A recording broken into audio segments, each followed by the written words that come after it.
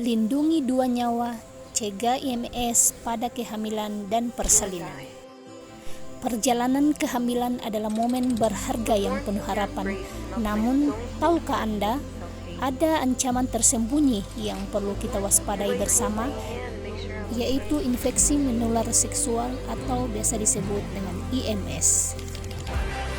Setiap tahun, jutaan ibu hamil di seluruh dunia terinfeksi IMS tanpa mereka sadari.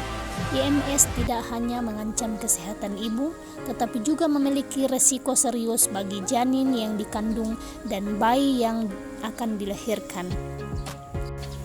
Tapi jangan khawatir, kabar baiknya sebagian besar IMS dapat dicegah dan diobati. Jadi mari kita jaga dua nyawa sekaligus dengan pemahaman yang tepat. Ada beberapa jenis IMS yang perlu diwaspadai selama kehamilan, yaitu sifilis, gonore, klamidia, herpes genital, HIV, dan hepatitis B. Masing-masing ini memiliki resiko berbeda terhadap kehamilan. IMS yang tidak tertangani dapat menyebabkan yang pertama kelahiran prematur, kedua berat badan lahir rendah, ketiga kebutaan pada bayi, keempat pneumonia pada bayi baru lahir, kelima kerusakan organ pada janin, dan keenam hingga kematian janin atau bayi baru lahir. Yang mengkhawatirkan, banyak IMS tidak menunjukkan gejala yang jelas pada ibu hamil. Itulah sebabnya screening sejak awal kehamilan sangat penting untuk dilakukan. Berikut langkah penting mencegah IMS selama kehamilan. Yang pertama yaitu pemeriksaan pra-kehamilan. Jadi di sini perencanaan kehamilan yang sehat dimulai dari screening IMS bagi calon ayah dan ibu. Kenali status kesehatan Anda dan pasangan sebelum merencanakan kehamilan. Yang kedua, kesetiaan dalam hubungan. Hubungan monogami yang saling setia adalah benteng pertahanan terbaik mencegah infeksi baru selama kehamilan.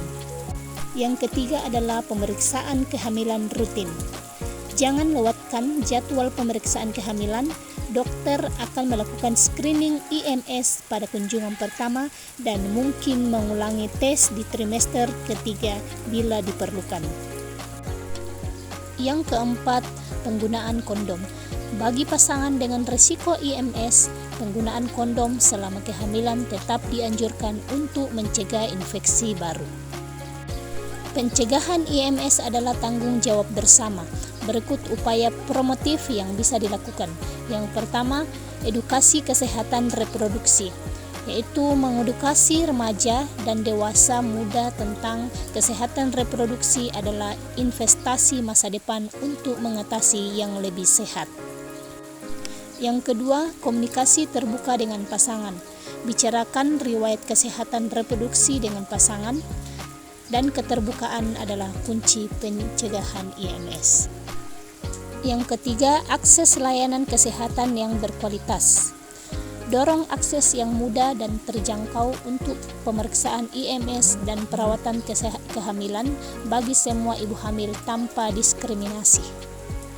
Yang kelima, program KIE, yaitu program penyuluhan kesehatan tentang IMS perlu terus digalakkan di semua tingkat masyarakat.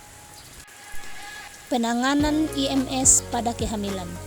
Diagnosis ini adalah kunci jika terdeteksi IMS. Jangan panik. Sebagian besar IMS dapat diobati dengan aman selama kehamilan dengan panduan dokter yang tepat. Di sini ada pencegahan penularan dari ibu ke anak. Yang pertama, pengobatan profilaksis, yaitu pemberian antibiotik pada bayi baru lahir dari ibu dengan IMS tertentu. Yang kedua, protokol persalinan khusus. Untuk beberapa kondisi seperti herpes aktif, operasi sesar mungkin direkomendasikan untuk mengurangi risiko penularan. Kemudian yang ketiga itu perawatan mata bayi baru lahir. Pemberian salep antibiotik pada mata bayi segera setelah lahir untuk mencegah infeksi gonore dan klamidia.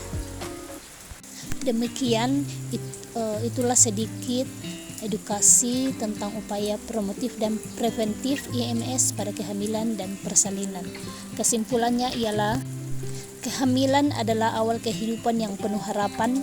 Dengan pengetahuan yang tepat dan langkah pencegahan yang sederhana, kita dapat memastikan perjalanan kehamilan yang sehat dan bayi yang dilahirkan dengan selamat.